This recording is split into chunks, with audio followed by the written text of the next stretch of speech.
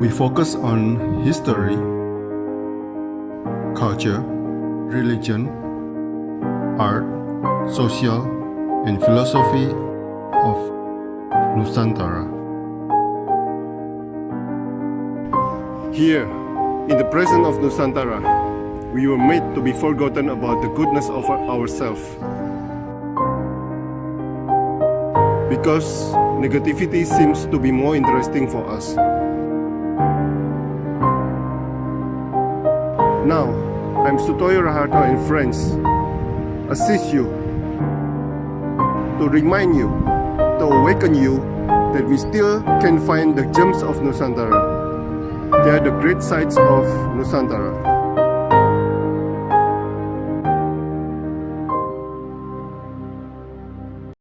Oke, selamat siang Pak Abdul Rahman, Selamat siang. seorang pendidik yang merantau ke Kalimantan Timur ini.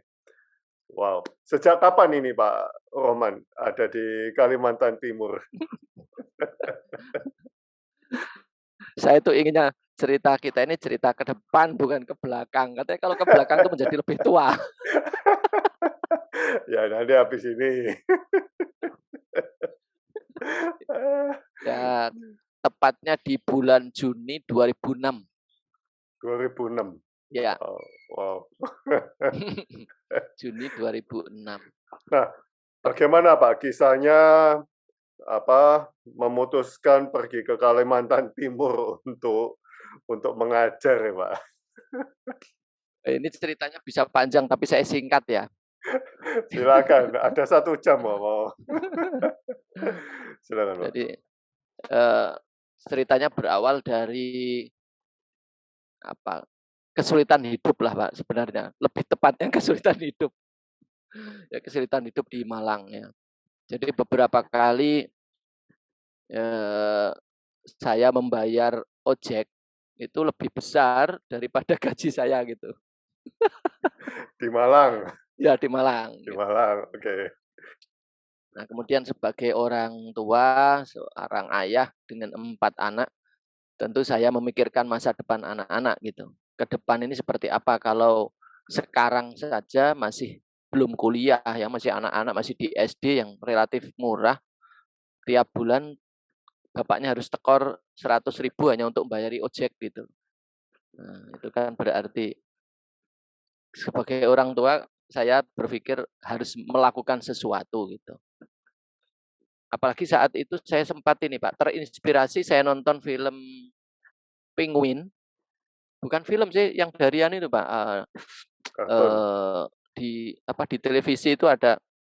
Jadi penguin itu di dalam kondisi kedinginan, si penguin jantannya itu ternyata yang bagian mengerami telur itu sampai menetas itu. Dan dia nggak turun kemana-mana. Saya sampai berpikir gini, penguin aja untuk menetaskan telur, istilahnya anaknya ya, untuk melanjutkan keturunan, dia berjuang seperti itu, ya berjuang di tengah kedinginan, dan telur itu selalu berada di atas kakinya itu, sambil diirami sampai bisa menetas. Saya ini manusia, punya anak 4, masa nggak jadi orang 4-nya gitu. Jadi seperti itu. Ya, kemudian saya bilang ke istri, bagaimana kalau saya mencari kehidupan yang lebih baik gitu untuk anak-anak ke depan ini gitu. Istri saya melarang Pak waktu itu, melarang, enggak boleh. Karena kebetulan istri saya pegawai negeri ya Pak ya. Nah, saya juga merasa enggak enak karena posisi waktu itu saya sebenarnya juga sudah jadi dosen Pak, 15 tahun. Enggak saya sebutlah universitasnya ya, nanti enggak enak. Oke. Dosen yayasan dan udah 15 tahun waktu itu. Nah, untuk memastikan pergi atau tidak, saya sampai datang ke ulama Pak di Malang itu. Kalau di NU itu ada namanya Pak Ketua Tanfidiyah ya.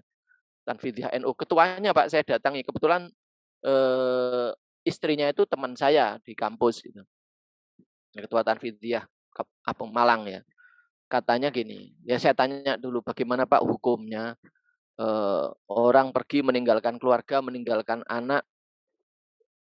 Kesannya supaya saya dalam hati tidak ada kesan bahwa saya ini mata duitan gitu. Mata duitan. Kata beliau begini, enggak apa-apa kalau pergi keluar untuk kebaikan keluarga itu sama, itu nilainya jihad gitu. Itu jihad, Pak. Jadi sejak itu saya mantap, Pak, mantap ya. Meskipun Pak Sutoyo bisa bayangkan, anak saya yang pertama baru kelas 5, yang kecil itu masih PG, Pak, playgroup. Lucu-lucunya anak kan itu. Ya. Tapi saya lebih memikirkan masa depan mereka gitu. Ya. Jadi kemudian saya ngelamar ke perusahaan batu bara, Pak. Tapi sekolahnya ya di bidang pendidikannya di sana. Jadi dapat 1 tahun. Secara finansial ya lumayan lah. Itu artinya cukup. Kemudian makan, tidurnya di hotel, Pak. 1 tahun itu tidur di hotel. Tidurnya itu. Langsung jadi orang hotelan ini berarti. Iya, langsung kayak wong kaya gitu, Pak, tidur di hotel. Baju kotor tinggal lempar di keranjang, nanti datang dari sekolah sudah disetrika gitu. Makannya prasmanan, jadi berangkat itu bobot saya 55, Pak.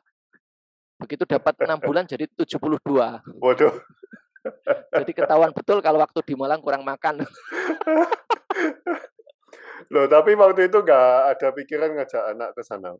Oh, karena Enggak, istri Pak, kan udah PNS. istri udah kerja dan saya kan ibaratnya waktu itu masih nyoba lah, Pak, nyoba ikhtiar gitu ya. Untuk dapat hidup yang lebih baik gitu aja. Niatnya gitu. Nah, gitu, Pak. Ceritanya. Jadi latar Oke. belakangnya adalah murni karena kesulitan keuangan, Pak. Oke. Nah, Pak, apakah tantangan pendidikan di Jawa Timur, bukan, apa tantangannya pendidikan di Kalimantan Timur, Pak? Tantangannya Pada waktu itu? pada waktu itu. Jadi malah saya Pak, jadi secara umum saya justru kaget, saya bisa lebih komputer, lebih pinter itu justru di Kalimantan Timur. Internet yang di Jawa waktu itu saya belum begitu kenal di kampus, malah di karena mungkin sekolah perusahaan, Pak, ya. Jadi internetnya los, mau siang malam full gitu. Jadi saya malah pinter, malah ibaratnya ngerti teknologi IT ya sedikit-sedikit itu. Ya malah di Kalimantan Timur gitu. Jadi relatif ya sekolah perusahaan, Pak, lengkap lah semua. Jadi makan malah keenaan gitu. Saya merasa keenaan. Tantangannya waktu itu karena saya latar belakangnya pendidikannya ada agama sedikit gitu. Jadi saya justru waktu di sekolah perusahaan itu tantangannya adalah saya kehilangan misi hidup, Pak. Nah, itu. Karena 20 kilo itu. Jadi saya lama-lama dapat 1 tahun di waktu itu di Sangatta ya. Saya mikirnya gini, kok saya jadi seperti kayak hewan. Makan, tidur. Pendidikan yang diajarkan pun ya pelajaran biasa gitu. Nggak ada sama sekali unsur-unsur keagamaannya. Jadi misi hidup saya jadi nggak ada. Berbeda dengan sebelumnya kan ada di lembaga Islam gitu. Itu jadi perjuangannya lama-lama ya menjadi agak berkurang, yang tadinya ingin memperbaiki hidup, artinya tujuannya adalah dari sisi finansial, tapi setelah masuk benar dan itu ditemukan, ternyata tidak membuat puasan, Pak, gitu. Karena ternyata misi dalam hidup saya nggak ada di situ, nggak ketemu gitu. Uangnya dapat, tapi misinya nggak ada. Nah, gitu. Nah, pulang ke Malangnya berapa bulan sekali, Pak? Nah, itu lama, Pak. Itu karena sekolah perusahaan itu 6 bulan, Pak, baru pulang. Oh, 6 bulan. Nah, sekali pulang berapa lama? libur. Sekali pulang, kita kan pakai sistem cuti, Pak. Cutinya waktu itu dikasih 18 hari. Oke. Sampai anak saya nangis lah, Pak. Bapak ini kerja apa sih kondang? Saya tinggal lagi ya nangis mereka gitu. Nggak boleh pergi, tapi ya demi anak-anak gitu. Tapi itu setahun aja, Pak. Karena selanjutnya kan saya kemudian pindah ke Samarinda ya di sekolah yang sekarang ini gitu. Oh, berarti di Sangatta hanya 1 tahun, Pak? 1 tahun ya, 1 tahun itu Oh. ya itu jadi di Sangatta setahun aja waktu itu. Oke. Saya pikir di Sangatta juga lama seperti Pak Joko. 1 tahun aja, Pak. Di 1 tahun. Oke. Nah, setelah 1 tahun tinggal di Samarinda, beda, Pak? Sangatta dan Oh, Samarinda. beda. Dari Bedanya? sisi dari sisi fasilitas ya jauh ya, Pak, jauh. Tapi dari sisi psikologis dan keagamaan, eee, nyaman di Samarinda Oh, gitu. di Karena ada Samarinda. misi yang saya cari tadi itu. Jadi ketika di Samarinda, ya ngedrop, Pak. Wong dari tinggal di hotel, kemudian tinggal di rumah, yang di mana rumah itu ndak ada apa-apanya, Pak. Rumah kosong. Cangkir untuk minum aja nggak ada itu. Apalagi piring, apalagi pokoknya rumah kosong. Jadi mungkin gudang, pantasnya disebut gudang, kotor juga gitu. Ya, Oh, mau gitu. Pak Tapi ya waktu itu ke Samarinda dengan kondisi seperti itu. keadaan yang mulai dari nol ya waktu itu berarti ya? Iya, Mhm. itu dari nol, Pak. Nah, saya juga karena ini sekolahnya Islam gitu, waktu itu sekolahnya Islam, jadi saya juga begini, udahlah aku nggak ikut bikin gedung gitu ya. Gedungnya sudah ada, tanahnya sudah dikasih sama bapaknya, ini sekolah Islam, masa saya berjuang dengan toh dikasih rumah meskipun kosong, masa saya mau ngeluh gitu. Ya sedikit-sedikit saya mau ikut terlibat dalam dalam proses, membesarkan sekolah itu gitu. Nah, jadi ya saya nikmati aja, saya tidak banyak mengeluh ya cuman ya lumayan lah terasa ininya gitu. Tak anggap itu sebuah ya perjuangan saya pribadi lah, Pak, itu. Itu tantangan untuk Sudah ada pribadi. listrik Pak pada waktu itu di Listrik ada, listrik listriknya ada? ada, cuma listrik zaman itu 15 tahun yang lalu itu, Pak, sering mati, nggak kayak sekarang, Ah, oke. mati. Sering mati, Pak, listriknya itu 15 tahun yang lalu. Air juga sering mati gitu. Jadi pernah satu malam, nah itu listrik mati, air mati, di rumah saya belum makan, nggak punya sepeda motor, perutnya lapar, ya udah, Pak, gimana coba? Mau jalan keluar itu hutan gitu, kita nggak berani keluar, Pak, jalan kaki itu nggak berani. Kendaraan saya nggak ada gitu. Ya Berarti tentu antar jemput waktu itu? ngojek, Pak, saya kadang kalau berangkat tuh jalan kaki ke sekolah tuh, jalan Oh, kaki. oke. Nanti pulang diantar sama salah satu guru atau karyawan, karena mampir aja gitu. Tapi lumayan lah jalan kaki ya ada kalau 10 menit lah jalan kakinya. Oke. Nah, mmm, Pak Roman pernah bercerita malam-malam gelap-gelap nggak ada listrik, hanya berdoa untuk kesuksesan pendidikan nih, Mbak. Bisa ceritakan itu, Pak? Ya itu ya Padahal sekolah masih belum ada apa-apa kan.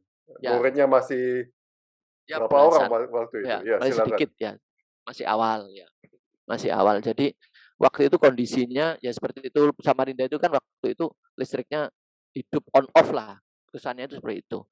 Ya itu tadi yang saya ceritakan itu. Jadi saya hampir tiap malam itu, Pak, di ruang tengah saya itu saya gelar tikar aja, tikar dari rotan itu, duduk merenung, Pak, merenungi nasibku lah. Tapi saya saat itu saya positif, Pak, pikiranku itu positif, saya yakin suatu saat aku nggak begini terus gitu. Jadi lapar gitu ya, air nggak ada, namanya namanya orang baru pokoknya disediakannya itu rumah gitu loh, tapi kosongan gitu, Pak. Ya udah jadi saya diem di situ, listriknya mati, air mati gitu. Tapi ya saya tetap berdoa gitu. Lalu kubayangkan ada motor gitu. Ya nggak lama besoknya saya dipinjemi motor sama wali murid, Pak. Oke. Jadi gitu. Jadi memang kondisi itu pernah dan sering, Pak, sering terjadi. Suatu saat saya SMS istri saya gitu. Sekarang saya mengalami lagi listrik mati, air mati, perut lapar, di dapur tuh nggak ada apa-apa gini. Nah, terus istri saya bilang gini, apa, "Lengkap sudah penderitaanmu, Pak," katanya. Loh, tetangga-tetangga nggak ada, Pak? Tetangga ada. Ada, kiri kanan rumah saya ada. Ada. Ada penghuninya. Oke, Ya, tapi kan oke. kalau listrik mati kan bukan bukan saya aja, semua juga mati listriknya gitu. Iya, iya. Cuma mereka kan sudah lama tinggal di situ dan lengkap. Dapurnya sudah bisa dihidupkan kompornya lah. Saya nggak ada kompornya. Waktu itu pengen balik ke Jawa, Pak? Enggak, enggak, Pak. Enggak? Oh, Enggak, oke. enggak. Jadi Mengapa? ya karena ini saya waktu itu kuat betul. Jadi eh, Waktu mau ke Kalimantan itu kan kehendak saya sendiri. Saya nggak mungkin dong Pak tiba-tiba kembali dengan tangan hampa, kalah juga dengan keadaan seperti itu gitu. Bahkan waktu saya ditanya sama yayasan, ini bisa ibaratnya gini lah kasarnya, bisa dipercaya nggak, bertahan nggak hidup di sini tanpa istri, nah gitu. Saya jawab Pak, saya itu kalau sudah bilang iya Pak, iya gitu. Saya bilang, jadi saya ya komitmen lah Pak, saya tetap gitu. Saya tetap biarpun kondisinya seperti itu gitu. Melewati berapa lama, Pak?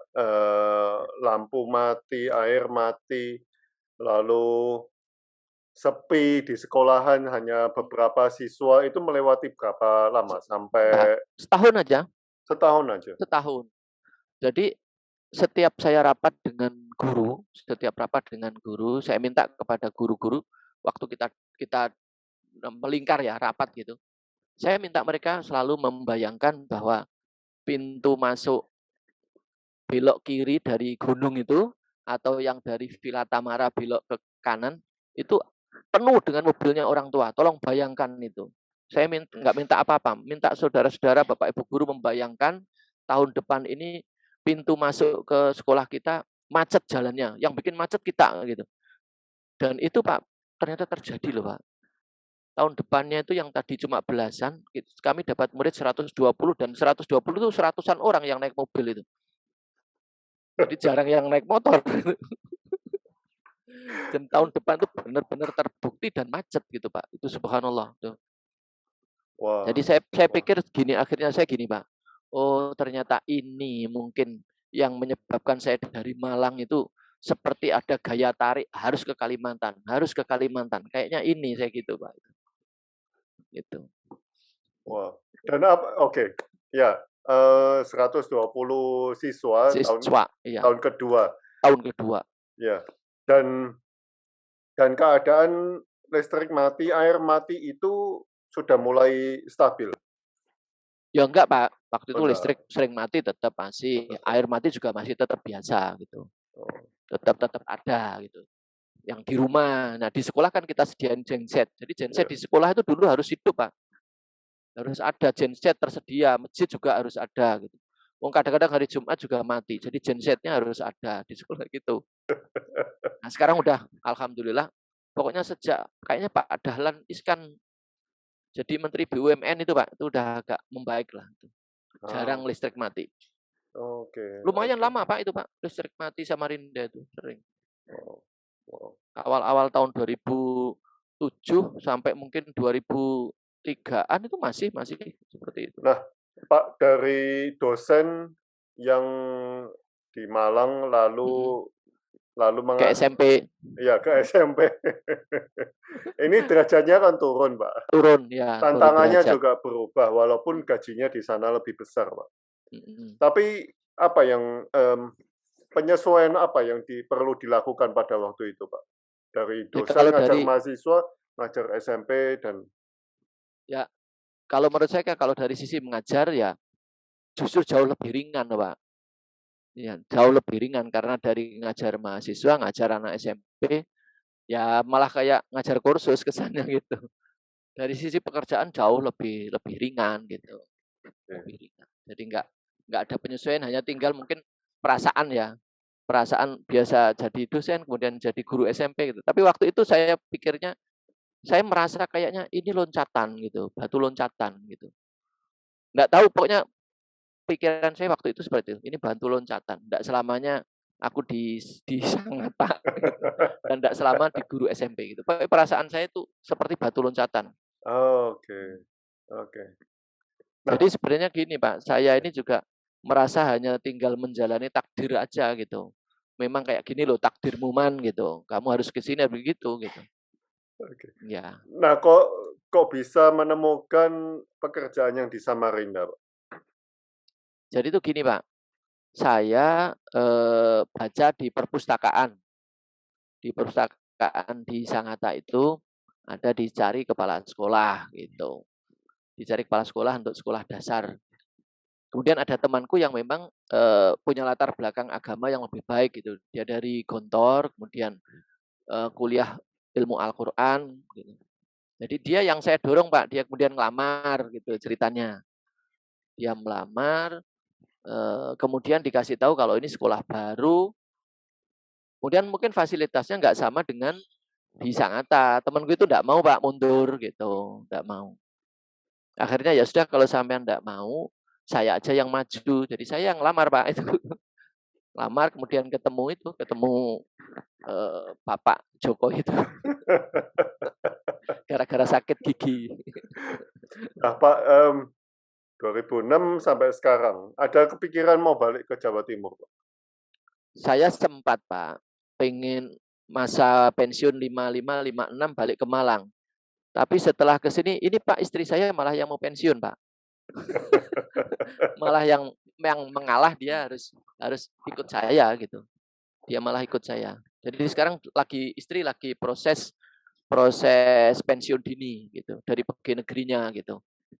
Ya, karena alhamdulillah ya itu tadi niat saya pribadi untuk membesarkan anak-anak saya itu alhamdulillah 4, yang 3 sudah selesai Pak. Jadi yang pertama, enggak apa-apa ya saya ceritakan sekalian ya. Oh ya silakan. Ini kan pencapaian Pak. Yang pertama udah selesai dari Fakultas Teknik Otomotif UM, yang kedua dari Perpustakaan UM juga. Kemudian yang ketiga teknik mesin dan dirgantara Pak, fakultasnya dari ITB dan udah selesai. Tiga-tiganya, tinggal satu ini sekarang ada di UMM jurusan aquaculture. Ya, kayak perikanan gitu. Ini yang keempat dan udah lebih ringan lah sekarang hidup saya gitu. Nggak ada yang mau ke Samarinda ikut Bapak? Belum tahu ya, tapi kalau main-main harus sekali-sekali dan mereka kayaknya lebih enak di Jawa ya. belum merasakan ini belum sengsaranya bapaknya dulu. Ya.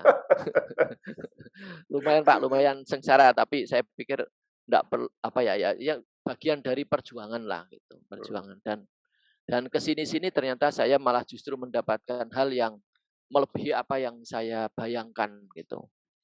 Nah, jadi rumah dan alhamdulillah sudah lengkap. Sekarang kan isinya udah ada, kulkasnya sudah ada, kompornya sudah ada kan gitu.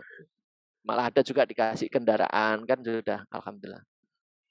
Pak Rohman, berapa tahun merasa nyaman di Kalimantan, Pak?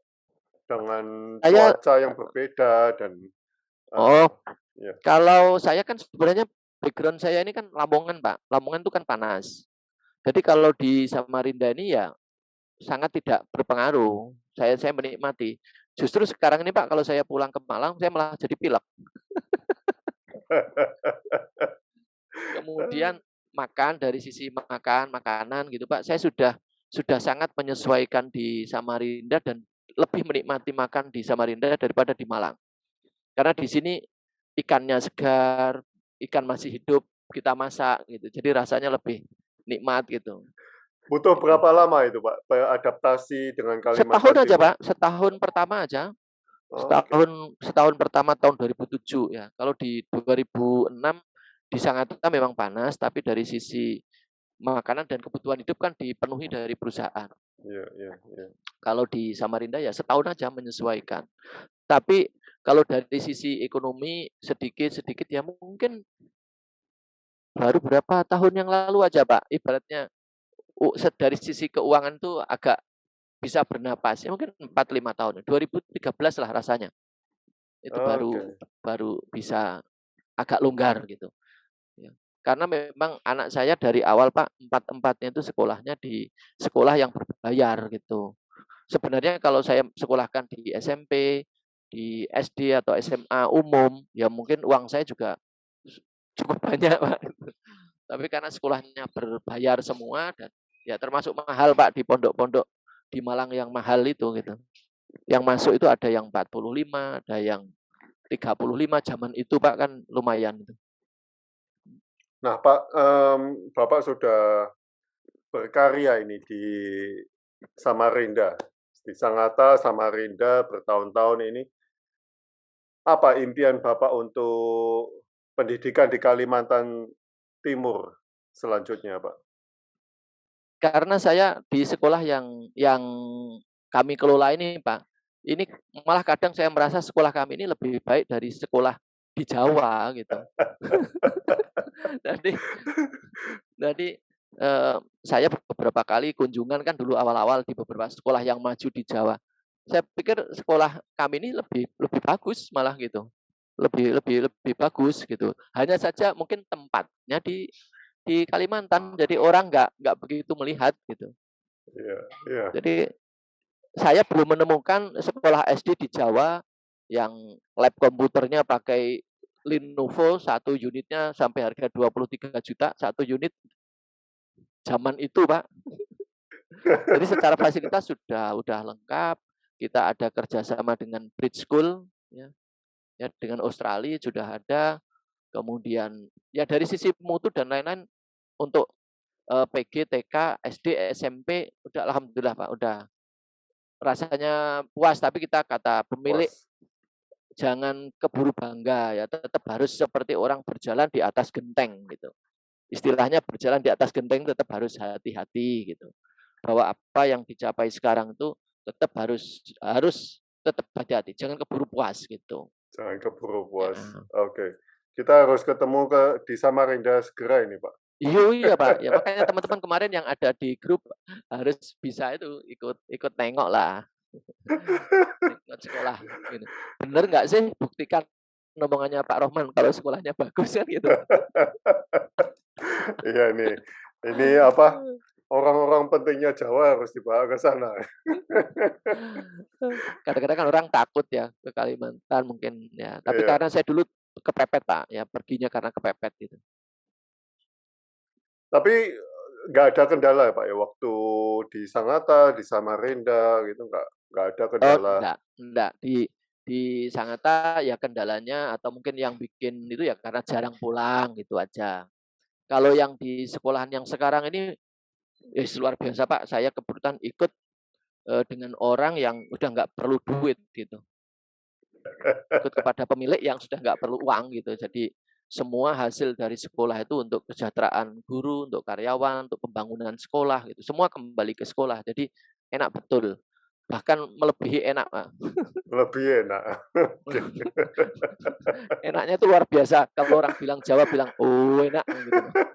Oke, udah nggak usah balik ke sini berarti, Pak. Enggak, insya Allah saya enggak, Pak. Malah ya istri saya yang ke sini. Oke. Terima kasih Pak Rohman untuk waktunya, Iya, untuk sharingnya. terima kasih. Terima kasih. Pak Sutoyo. Kita jumpa di Samarinda. Ya, sampai jumpa. Kami tunggu, Pak ya. Yeay, Kami Pak. tunggu. Ya. Matur nuwun, Pak. Ya, sami-sami, Pak. Yeay.